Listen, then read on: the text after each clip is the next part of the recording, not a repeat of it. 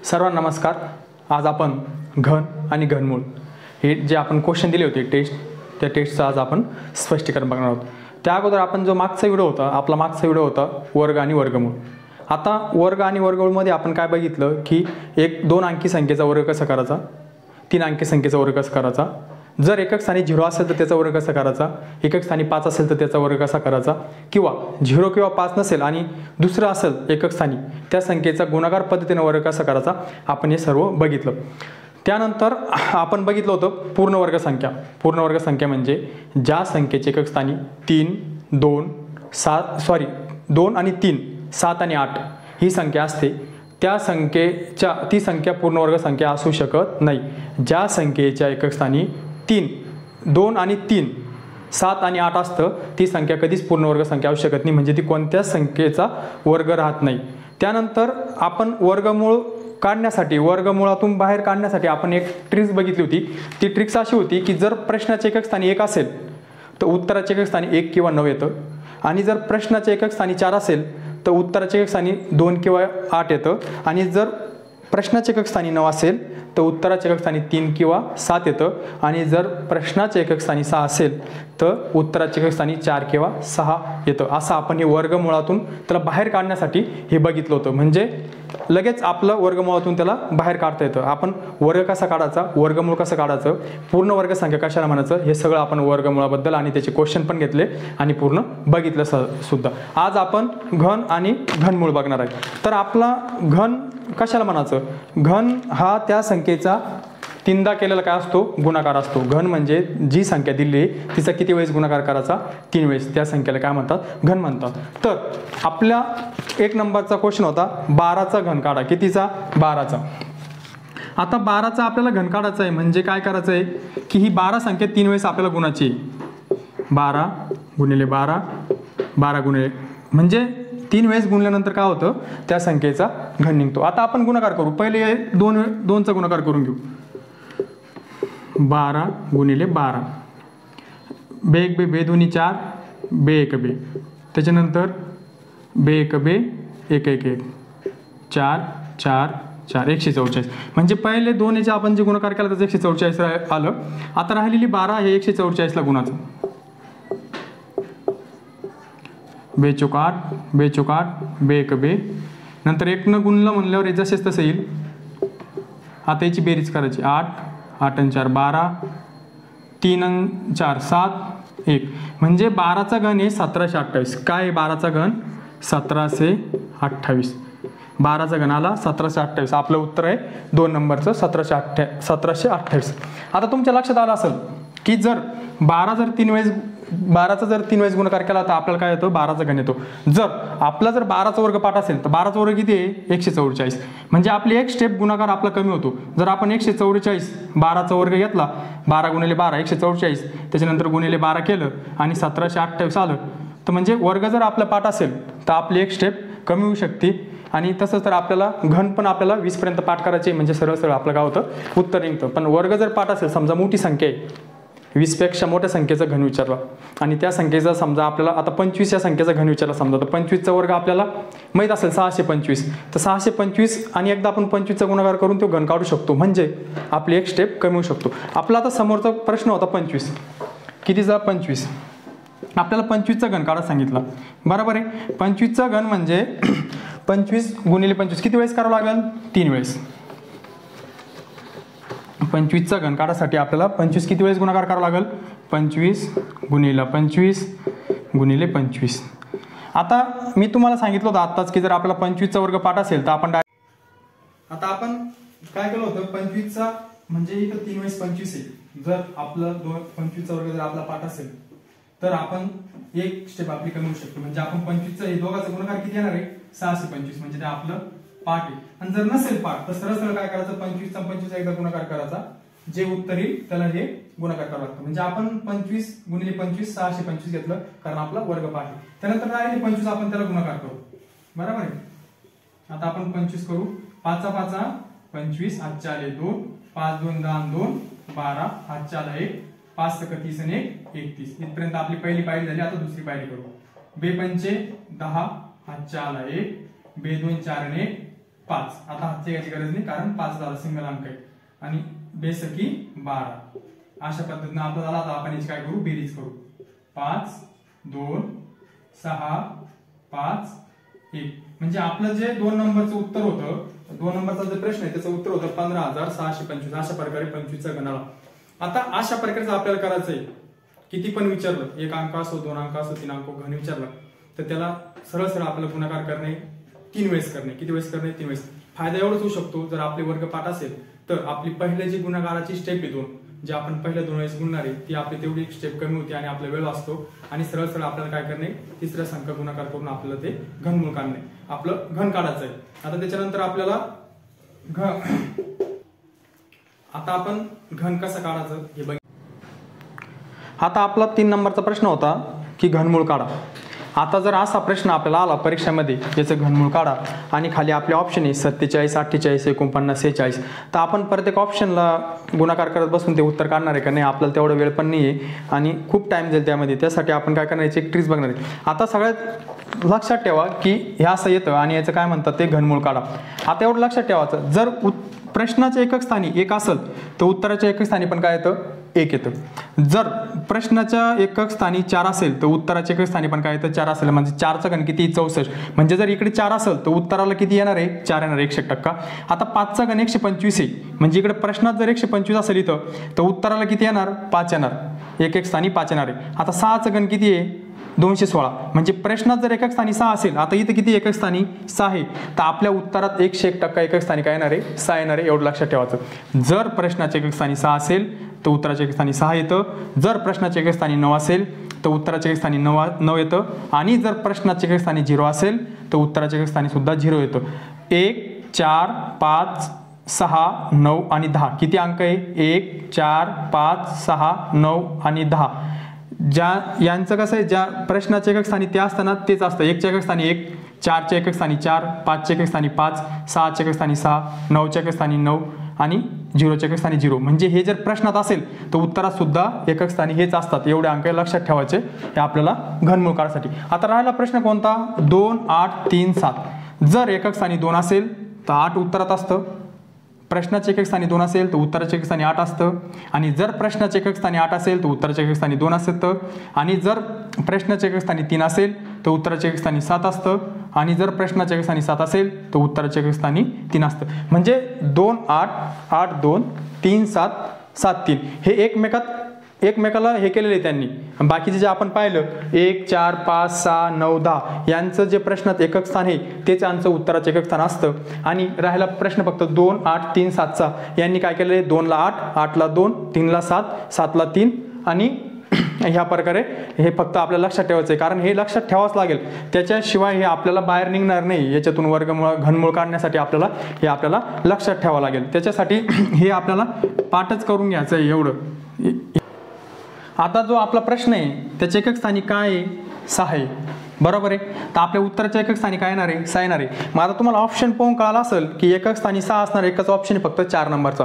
म्हणजे एवढं पण जर आपण केलं तर सरळ सरळ आपण घनमूळ काढू शकतो. पण आपण बघू आता एकक स्थानी काय आहे, इथं 6 असल्यामुळे उत्तरात काय येणार आहे, आपल्याला 6 येणार आहे. पण आता आपण वर्गाला काय करत होतो, 2 संख्येला आपण अंडरलाईन करत होतो. आता घनाला काय करायचं आहे, आपल्याला 3 संख्येला अंडरलाईन करायची, बरोबर आहे. 3 संख्येला अंडरलाईन केली, एकक स्थानी 6 आहे म्हणून इथं उत्तराच्या एकक स्थानी पण 6च असणार. कारण 6 जर प्रश्नाच्या एकक स्थानी असेल तर उत्तराच्या एकक स्थानी पण काय असतं, 6च असतं. 1 4 परत सांगतो, 1 4 5 6 9 10 ह्या ज्या संख्या आहे यांच्या प्रश्नाच्या एकक स्थानी जर हेच असेल तर उत्तराच्या एकक स्थानी सुद्धा तेच असतात. फक्त 2 3 7 8 ह्या 4 अंकालाच एकूण एकाला ते अल्टरनेट असतात. 2 ला 8 असतं, 8 ला 2 असतं, 3 ला 7 असतं आणि 7 ला 3 असतं. तर आपल्या प्रश्नाचे एकक स्थानी 6 आहे म्हणून आपण इथं 6 घेतले. आणि त्यानंतर हे घनमूळ असल्यामुळं आपण 3 संख्याला अंडरलाईन केली. राहिलेल्या संख्या होती 97. कोणती संख्या राहिली, 97. आता ह्या 97 पेक्षा मागचं घनमूळ बघायचं, कोणती संख्या आहे मागचं, 97 पेक्षा मागचं कोणतं आहे, 64. कोणती आहे, 64. पूर्ण घनमूळ कोणती संख्या आहे, 64. 97च्या मागची. कशाचा घन आहे तो, 4चा. कशाचा घन आहे, 4चा. 4चा घन 64 आहे आणि 5चा घन 125 आहे. म्हणजे 97चा मागचा घन कोणता आहे, 64 कशाचा आहे 4चा, मग आपण इथं काय लिहायचं 4. अशा प्रकारे झालं आपलं उत्तर. सरळ सरळ काय करायचं आहे आपल्याला, हे 2 बॉक्स लक्षात ठेवायचे, हा एक. जर उत्तराच्या एकक स्थानी 6 आहे म्हणून आपण 6 घेतलं, कारण ते हे येतं 6 घेतलं.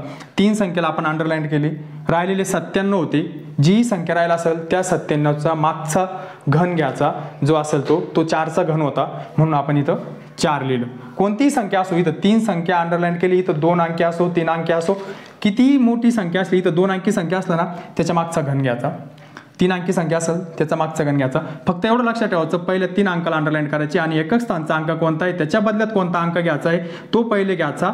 याला 3 संख्येला अंडरलाईन करायची, राहिलेल्या संख्येचा मागचा घन घ्यायचा. कितीही मोठं घनमूळ असेल तर निघतं त्याला ही एक. आता त्या पुढचा समोरचा प्रश्न होता आपला 5 नंबरचा. तो प्रश्न आपला आहे 75, 35, 71 घनमुळात. आता याचं काय म्हणतं त्यांनी घनमूळ काढा. आता आपला सगळ्यात अगोदर काय लक्षात ठेवायचं आहे, त्याचं एकक स्थान बघायचं आहे. काय बघायचं आहे, एकक स्थान. एकक स्थानी काय आहे 1 आहे, म्हणजे त्याच्या उत्तराच्या एकक स्थानी काय येणार आहे 1 येणार आहे, बरोबर आहे. त्याच्या उत्तराच्या एकक स्थानी पण काय येणार आहे 1 येणार आहे. आता तुमच्या लक्षात आलं असेल ऑप्शन बघून लगेच एक हे एकक स्थान फक्त एकाच ऑप्शनमध्ये, तरी पण आपण काय करू पूर्ण कसं पद्धतीनं काढा आपण ते बघू. आता उत्तराचे एकक स्थानी 1 आहे, त्याच्या बदल्यात आपण 1 घेतला. आपला दुसरा नेहमी 3 संख्येला अंडरलाईन केली, बरोबर आहे. 3 संख्येला आपण अंडरलाईन केली. आता उरली किती संख्या 753. किती उरली 753. आता एवढंच लक्षात ठेवायचं की 753च्या मागचा घन कोणता आहे. कोणता घन आहे 729. कशाचा घन आहे 9चा. आता या 729च्या पाठीमागे 753च्या पाठीमागे 729 हा घन आहे, तो आहे 9चा. कितीचा आहे 9चा. काय केलं आपण सगळ्यात अगोदर एकक स्थान बघितलं, बरोबर आहे. त्याच्या बदल्यात आपण 1 घेतला, कारण 1 जर एकक स्थानी असेल तर उत्तराच्या एकक स्थानी 1च येतो म्हणून इथं 1 लिहिला. 3 संख्येला आपण अंडरलाईन केलं. राहिली 3 संख्या, त्या 3 संख्येचा आपण मागचा घन घेतला. त्या 3 संख्येचा मागचा घन आहे 753च्या मागं 729. हा 729 कशाचा घन आहे 9चा घन आहे म्हणून तो इथे लिहिला. म्हणजे हा पूर्ण घनमूळ कशाचं आहे 9चं, म्हणजे याचं उत्तर काय आहे 9चं. तर आपल्याला एवढंच लक्षात ठेवायचं आहे एकक स्थानच्या बदल्यात इथं कोणता अंक आहे तो 1 घ्यायचा. आता समजा इथं 9 असते तर आपण 9 घेतले असते. समजा इथे एकक स्थानी 8 असतं तर आपण काय घेतलं असतं 2 घेतलं असतं. एकक स्थानी 3 असतं तर आपण काय घेतलं असतं 7 घेतलं असतं. आणि हे घेतल्याच्या नंतर या 3 संख्येला अंडरलाईन करायचं. राहिलेल्या 3 संख्या आहे, या 3 संख्येला काय करायचं त्याच्या मागचा घन बघायचा आणि अशा प्रकारे आपलं कितीही मोठं असेल तर आपलं घनमूळ निघतं आणि आपण उत्तरापर्यंत पोहोचतो. आता त्यानंतरचा आपला प्रश्न होता 49, 3, 39 हे काय आपलं घनमुळात आहे. आता आपल्याला माहिती सरळ सरळ आपण आता ती ट्रिक्स आहे आपली. एकक स्थानी काय आहे 9, एकक स्थानी 9 आहे प्रश्नाच्या, मग उत्तराच्या एकक स्थानी किती येईल 9 येईल. लिहून घेतलं. 3 संख्येला आपण अंडरलाईन केले, बरोबर आहे. आता 493 राहिल्या कोणत्या संख्या 3 संख्या. आता ह्या 493च्या मागचा घन आहे कोणता घन आहे मागचा 343. 343 कशाचा घन आहे तो 7चा घन आहे. कशाचा घन आहे 7चा. एवढं लक्षात ठेवायचं. काय केलं आपण एकक स्थानी 9 होतं, इकडच्या नियमानुसार आपण 9 घेतलं. 3 संख्या सेकंड स्टेप आपण 3 संख्या अंडरलाईन केल्या. राहिलेल्या 3 संख्या त्याच्या मागचा आपल्याला काय घ्यायचं आहे घन घ्यायचं आहे.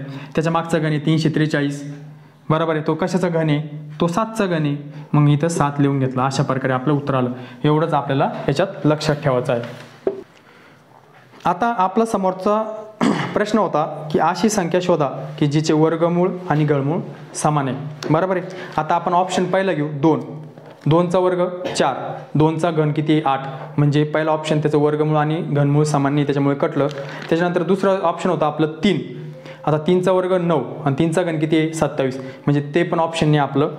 चौथा ऑप्शन होता आपला 8. 8चा वर्ग 64 आणि 8चा घन किती आहे 512, म्हणजे हे पण ऑप्शन नाही. आपला 3 नंबरचा ऑप्शन होतं 1, म्हणजे याचा वर्ग काय 1चा वर्ग 1 आणि 1चा घन 1, म्हणजे 1चा वर्ग पण 1च आहे आणि घन पण 1च आहे. म्हणून आपलं उत्तर होतं अशी संख्या शोधा की जिचे वर्गमूळ आणि घनमूळ काय आहे समान आहे. तर आपलं उत्तर होतं 3 नंबरचं. आता आपला 8 नंबरचा प्रश्न होता 64 या संख्येच्या वर्गमुळात त्या संख्येचे घनमूळ मिळवल्यास येणाऱ्या संख्येच्या अंकाची बेरीज किती. आता सगळ्यात अगोदर काय करू आपण 64 ही संख्या घेतली. आता 64 या संख्येचं वर्गमूळ आहे 8. किती आहे 8 आणि घनमूळ किती आहे 64 या संख्येचं वर्गमूळ घेतलं आपण 8. 64 या संख्येचं घनमूळ आहे 4, बरोबर आहे. आता प्रश्न असा होता की वर्गमूळ आणि त्या संख्येचे घनमूळ, म्हणजे ह्या संख्येचे वर्गमूळ त्या संख्येचे घनमूळ मिळवल्यास म्हणजे बेरीज केल्यावर 8 + 4 येणाऱ्या संख्येच्या अंकाची, आता संख्या कोणती आली 12, त्या अंकांची बेरीज. आता ही जी 12 येईल का, ह्या अंकांची बेरीज विचारली त्यानं 1 आणि 2, म्हणजे आपलं उत्तर आहे 3. अशा प्रकारे आपलं उत्तर होतं 64 या संख्येच्या वर्गमुळात त्या संख्येचे घनमूळ मिळवल्यास येणाऱ्या संख्येला 64 या संख्येच्या वर्गमुळात 64 या संख्येचे घनमूळ मिळवून येणाऱ्या संख्येची बेरीज किती. तर अशाप्रमाणे आपलं 4 नंबरचं. आता त्यापुढील प्रश्न आपला 9वा, तो पण घनमुळाचाच आहे. सरळ आपण आता 2-3 गणितं पाहिले. फक्त आता लक्षात एवढंच ठेवायचं आहे की 2 असेल एकक स्थानी तर 8 घ्यायचं, 8 असेल तर 2 घ्यायचं, 3 असेल तर 7 घ्यायचं, 7 असेल तर 3 घ्यायचं. मग इकडे कोणती संख्या असेल तर सरळ त्याला ही 3 अंडरलाईन करायची, राहिलेल्या संख्येचा मागचा घन घ्यायचा, एवढंच्या घनमुळात करायचं आहे. आता आपल्याला एकक स्थानी दिलेलं 1, तर आपण 1 काय घेतलं, उत्तराला घेतला 1. प्रश्नाला एकक स्थानी 1 आहे म्हणून आपण उत्तराला घेतला 1. आता 3 संख्येला आपण केलं अंडरलाईन, राहिलं 226. आता 226 पेक्षा कमी जे मागचं घनमूळ आहे ते घनमूळ आहे 216. कोणतं आहे 216. ते कशाचं घनमूळ आहे, कशाचं घन आहे 6चं. बरोबर आहे. आपल्याला 3च गोष्टी शिकला आपण याच्यात. एकक स्थानी जे असेल त्याला जे नियमात बसेल ते आपण इथे लिहून घ्यायचं, त्या 3 अंकाला अंडरलाईन करायची, नंतर राहिलेल्या संख्येच्या मागचा घन घ्यायचा, तो होता 216. कशाचा 6चा, म्हणून इथे लिहिला आपण 6. अशा प्रकारे आपलं 61 उत्तर आहे 4 नंबरचं. आता त्यापुढील प्रश्न आहे आपला की पुढील संख्येचा घन करा. कशामध्ये, पॉईंटमध्ये. आता फक्त एवढंच लक्षात ठेवायचं आहे की घन करायच्या वेळेस जर पॉईंटच्या नंतर एक अंक आहे, पॉईंटच्या नंतर किती, एक अंक, तर हा किती असतो, 7चा घन काय आहे, 7चा घन आहे 343. बरोबर आहे. तर हा पॉईंटच्या नंतर किती, 3 पट असतो 343. बरोबर आहे. जर पॉईंटच्या नंतर जर एक घर असेल तर तो घन असल्यामुळं तो 3 पट असतो. जर पॉईंटच्या नंतर 2 घर आहे तर तो 6 पट असतो. जर पॉईंटच्या नंतर 3 घर आहे तर तो इथे किती असतो, 9 पट असतो. आता इथं कसं होतं, पॉईंटच्या नंतर एकच घर होतं म्हणून आपण त्याला 3 घेतलं. पॉईंटच्या नंतर किती घेतले, 3. म्हणजे इथं घन असल्यामुळं पॉईंटच्या नंतर जर एक अंक असेल तर इथं किती, 3 घ्यावं लागतं. आणि इथं किती, आता पॉईंटच्या नंतर 2 अंक आहे, मग याला आपल्याला 6 पट घ्यावं लागतं. म्हणजे आपल्याला याचं काय करायचं आहे, घन करायचं आहे. आता सगळ्यात अगोदर लक्षात ठेवायचं की किती, 7चा घन किती आहे 343. बरोबर आहे. आता अट काय होती, पॉईंटच्या नंतर 2 अंक आहे, 2 डिजिट आहे पॉईंटच्या नंतर, हे पॉईंट आहे त्याच्यानंतर 2 आहे. तर घनमुळात जर इथं 2 असेल तर याला गुणाचं सरळ 2 आहे ना 3, हा 6 पट. समजा असं गुणाचं, हे झालं 6 पट. 2 घरं जर पॉईंटच्या नंतर असेल तर 6 पट घ्यायचं. जर एक घर पॉईंटच्या नंतर असेल तर 3 पट घ्यायचं. जर पॉईंटच्या नंतर 3 घर असेल तर 9 पट घ्यायचं. एवढं लक्षात ठेवायचं. पॉईंटच्या नंतर अंक किती आहे त्याच्या पटीत घ्यायचं. पॉईंटच्या नंतर जर एक अंक असेल तर आपलं उत्तर 3 पटीत घ्यायचं. पॉईंटच्या नंतर 3 अंक घ्यायचे. जर पॉईंटच्या नंतर प्रश्नामध्ये 2 घरं असेल तर उत्तरात आपल्याला पॉईंटच्या नंतर किती घरे घ्यायचे, 6 घरे घ्यायची. जर पॉईंटच्या नंतर जर प्रश्नामध्ये 3 घरं असेल तर उत्तरात आपल्याला पॉईंटच्या नंतर किती घरं घ्यायचे, 9 घरं घ्यायचे. एवढं आपल्याला घनमुळात लक्षात ठेवायचं आहे. आता आपल्या पॉईंटच्या नंतर किती होते, 2 घरं होते, तर मग आपल्याला उत्तरात पॉईंटच्या नंतर किती घरं घ्यावं लागेल, 6 घरं लागेल. म्हणजे हे 3, 1 2 3 आणि हा पॉईंट आणि हा 0, म्हणजे आपलं उत्तर होतं हे. म्हणजे पॉईंटच्या नंतर जर 2 0 असेल तर उत्तर किती, पॉईंटपासून 6 घरं दूर असतं. फक्त परत सांगतो, एवढंच लक्षात ठेवायचं आहे. जर घनामध्ये ते म्हणलं घनमूळ घन करा असा जर प्रश्न आला आणि पॉईंटमध्ये जर असेल तर पॉईंटच्या नंतर जर एक संख्या असेल, एक अंक असेल पॉईंटच्या नंतर, तर त्याचं उत्तर 3 अंक घ्यायचे पॉईंटच्या नंतर. जर पॉईंटच्या नंतर 2 अंक असेल तर त्याचं उत्तर पॉईंटच्या नंतर 6 अंक घ्यायचे. जर पॉईंटच्या नंतर प्रश्नामध्ये 3 अंक असेल तर उत्तरात पॉईंटच्या नंतर 9 अंक घ्यायचे. आणि याच्याच उलट काय करायचं, घनमुळाला करायचं. एवढं आपण लक्षात ठेवायचं आहे. आता आपला पुढचा प्रश्न आहे की पुढील पैकी पूर्ण घन संख्या निवडा. आपला प्रश्न आहे की पुढील पैकी पूर्ण घन संख्या निवडा. जसं आपण पूर्ण वर्ग निवडा असं होतं, पूर्ण वर्गमूळ संख्या निवडा असं होतं की आपण पूर्ण वर्ग मूळ संख्या कशी बघितली होती की ज्या संख्येचे एकक स्थानी 2, 3, 7 आणि 8 हे 4 अंकातला कोणताही एक अंक असेल तर तो काय असतो, पूर्ण वर्गमूळ संख्या नसते. तसं आता याच्यात काय निवडायचं आहे, पूर्ण घन म्हणले ते. पूर्ण घनला काय अट आहे माहिती आहे का, आपला पहिला ऑप्शन होता पॉईंटच्या नंतर आपले 4 अंक आहे, इथं पॉईंटच्या नंतर 2 अंक आहे, इथं पॉईंटच्या नंतर 6 अंक आहे, इथं पॉईंटच्या नंतर 5 अंक आहे. आता पूर्ण घनसाठी एवढंच लक्षात ठेवायचं आहे की पॉईंटच्या नंतर जर 3च्या पटीमध्ये अंक असेल तर तो पूर्ण घन असतो.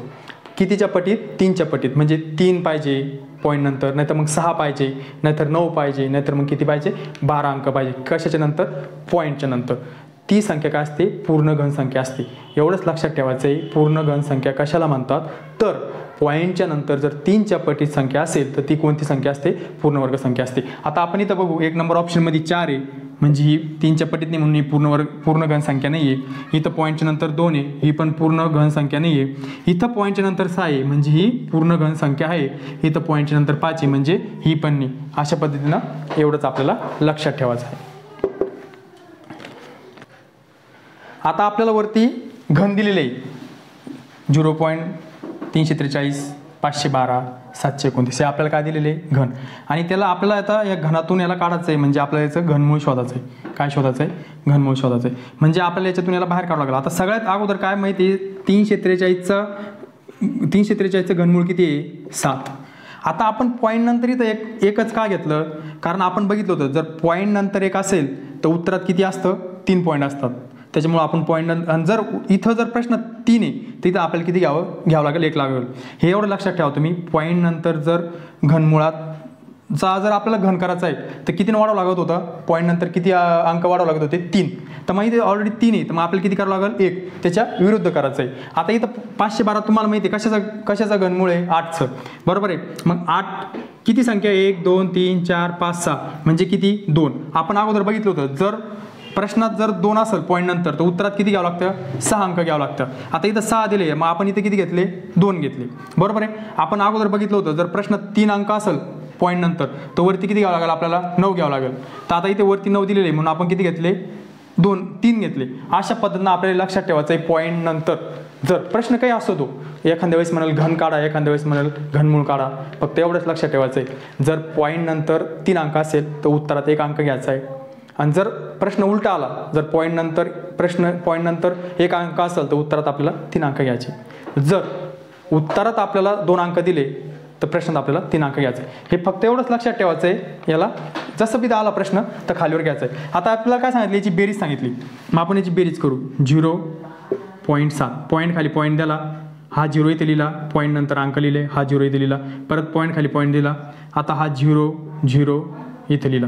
अशा प्रकारे याची काय सांगितलेली आपल्याला बेरीज सांगितली. आता 7 हा कशाचा, 343, 8, 512, 9, 729 अशा प्रकारे आपण घेतलं. आता हो फरक फक्त तुम्ही लक्षात ठेवा की पॉईंट नंतर जर 2 असेल तर हे 6 घ्यावं लागतं, आणि हे 6 असेल तर हे 2 घ्यावं लागतं. हे जर 3 असेल तर हे 9 घ्यावं लागतं. हे जर 9 असेल तर हे 3 घ्यावं लागतं. हे जर 1 असेल तर हे 3 घ्यावं लागतं. हे 3 असेल तर 1 घ्यावं लागतं. अशा प्रकारे आपण बेरीज करू. 9, 808, 707.0 अशा प्रकारे 0.789 हे आपलं 1 नंबरचं उत्तर या प्रश्नाचं. एवढं तुम्ही फक्त व्यवस्थित समजून घ्या, प्रॅक्टिस करा. आता आपला प्रश्न क्रमांक 13 तो प्रश्न असा आहे, 8चा घन 0.8चा घन प्लस 0.7चा घन मायनस 0.9चा घन. आता सगळ्यात अगोदर आपण 512, 8चा घन काय आहे 512. आता पॉईंट नंतर 1 घर आहे म्हणजे आपल्याला 3 पट घ्यायचं आहे, म्हणजे हा झाला. जर पॉईंट नंतर 1 घर असेल तर उत्तरात 3 घरं घ्यावं लागतात. जर पॉईंट नंतर 2 घरं असेल, परत सांगतो, जर पॉईंट नंतर 1 घर असेल तर उत्तरात 3 घर पुढे घ्यावं लागतं. जर पॉईंट नंतर इथं 2 घरं असेल तर उत्तरात 6 घरं घ्यावं लागतात. जर पॉईंट नंतर 3 घरं असेल तर उत्तरात 9 घरं घ्यावं लागतात. आता इथं पॉईंट नंतर प्रश्नात 1 घर होतं म्हणून आपण याच्या वर्गमुळात आपलं घनमुळात आपण काय घेतलं, याचं 3 पॉईंट घेतले 512 प्लस 7चं काय आहे, 7चा घन 343 किती आहे 343. मग 343 आपण लिहून घेतला, बरोबर आहे. पॉईंट नंतर काय आहे 1 अंक आहे म्हणून इथं पॉईंट दिला 0, हा झाला 7चा घन 343. आता 9चा घन आता काय करायचं आहे वजा 729, किती 9चा घन 729, एकही म्हणून इथं पॉईंट दिला आणि 0 घेतला. हे तुमच्या लक्षात आलं का? जर पॉईंट नंतर घन काढण्यासाठी पॉईंट नंतर जर एक अंक असेल तर इकडे 3 अंक घ्यायचे, इथे एक म्हणून आपण 3 घेतलं, इथे एक म्हणून आपण 3 घेतले. जर इथं 2 असते तर आपण इथं 6 घेतले असते पॉईंट नंतर अंक, म्हणजे आपल्याला किती 3 0 द्यावं लागले असते, इथं 3 0 द्यावं लागले असते, इथे 3 0 द्यावं लागले असते. जर इथं पॉईंट नंतर 3 घर असते तर आपल्याला इथं 6 0 द्यावं लागले असते, 6 0 द्यावं लागले असते आणि 6 0 द्यावं लागले असते. एवढा फरक लक्षात ठेवा. आता आपण याची बेरीज करू.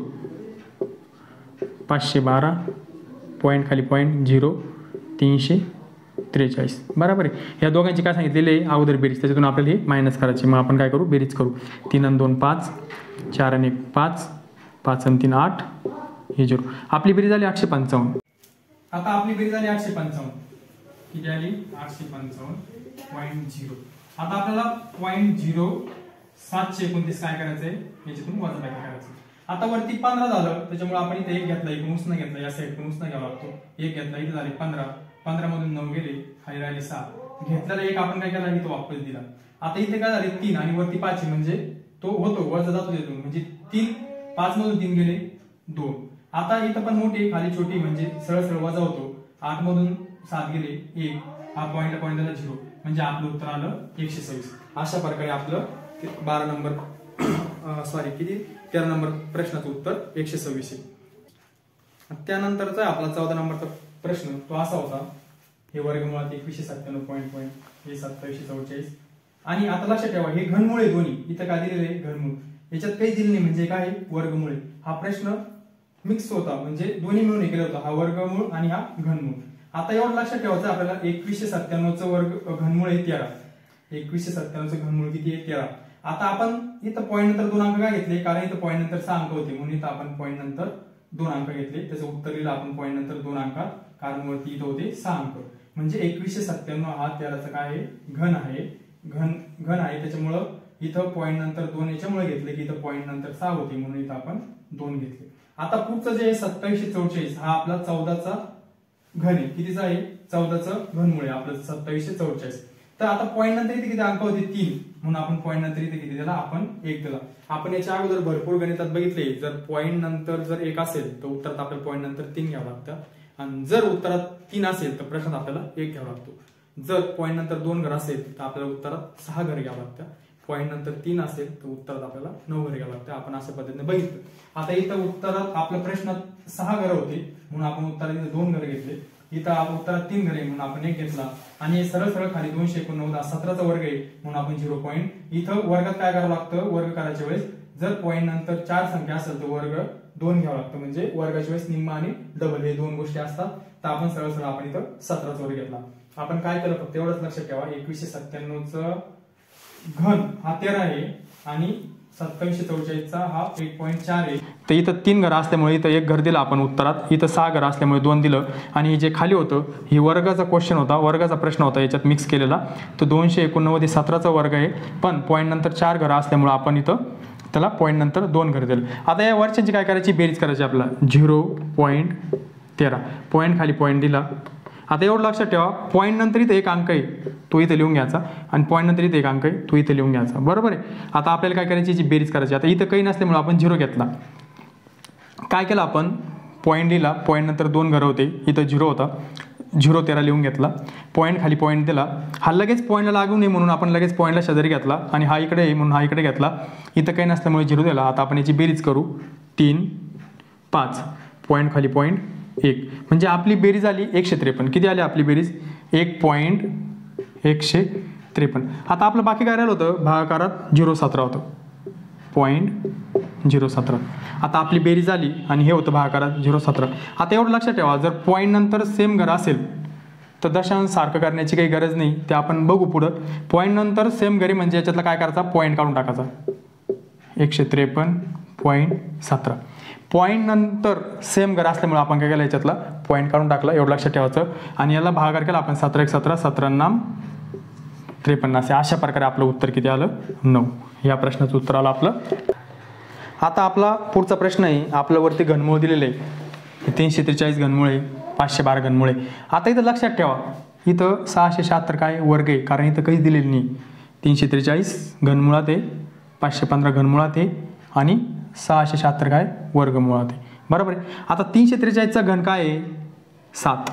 मग आपण पॉईंट नंतर एक अंक काय घेतला, आपली अट काय आहे की 3 असेल तर 1 घ्यायचं, 1 असेल तर 3 घ्यायचं.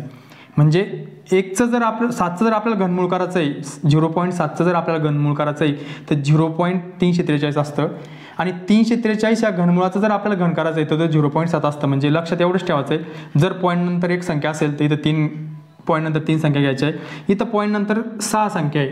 म्हणजे आपल्याला 512चा घन आहे 8 आणि 8चं घनमूळ आहे 512. म्हणजे जर पॉईंट नंतर जर 2 असेल तर इकडे 6 असतात आणि इकडे 6 असेल तर इकडे 2 असतात. एवढं आपण हे असतं ते एकमेकांना एवढं लक्षात ठेवायचं. जर 512 कशा आहे घनमुळात आहे, त्याचं घन काय आहे 8 आहे आणि 8चं घनमूळ विचारलं तर 512. तर एवढंच लक्षात ठेवायचं, इथं 6 घरं होते म्हणून आपण इथं 2 घरं घेतले. आणि हे वर्गमुळात तर सरळ सरळ आहे, जर याच्यात डबल येते याला काय करावं लागतं, निम्म करावं लागतं. म्हणजे इथं 4 घरं येते, इथं काय करावं लागतं 2 घरं करावं लागतं. आता आपण याची बेरीज करू अगोदर. पॉईंटला जागी पॉईंट दिला 7, परत पॉईंटच्या जागी पॉईंट दिला 0, 8 आणि हा असं आपण याची काय करू अगोदर बेरीज करू. इथं आपलं काय आहे वजाबाकी. अशा प्रकारे आपण 343चं घनमुळाचा घन घेतला 7, 0.512च्या घनमुळाचा आपण घन घेतला 0.8 आणि हा वर्गमुळात असल्यामुळे याचा वर्ग घेतला 0.26. आता ह्या दोघांची इथं बेरीज सांगितलेली आहे म्हणून आपण अगोदर बेरीज करून घेऊ. हे झालं 8, 7ची 7, पॉईंट खाली पॉईंट 0, म्हणजे याची बेरीज झाली 0.78. आता आपण काय करू, 0.78 मधून जे आपल्याला वजाबाकी सांगितलेली आहे ती वजाबाकी करू. 0.26, 8 मधून 6 गेले 2, हे 5, पॉईंटला पॉईंट हा 0. अशा प्रकारे आपलं 15 नंबरचं उत्तर आलं 0.52. अशा प्रकारे आपण घनमूळ बघितलं, आपण वर्गमूळ आणि वर्गमूळ बघितलं, घन आणि घनमूळ बघितलं. आता ह्या जे क्वेश्चन झालेले ते वहीमध्ये लिहून आणखी त्याच सारखे प्रश्न घेऊन तुम्ही प्रॅक्टिस केले तर हे कन्फ्यूज दूर होईल.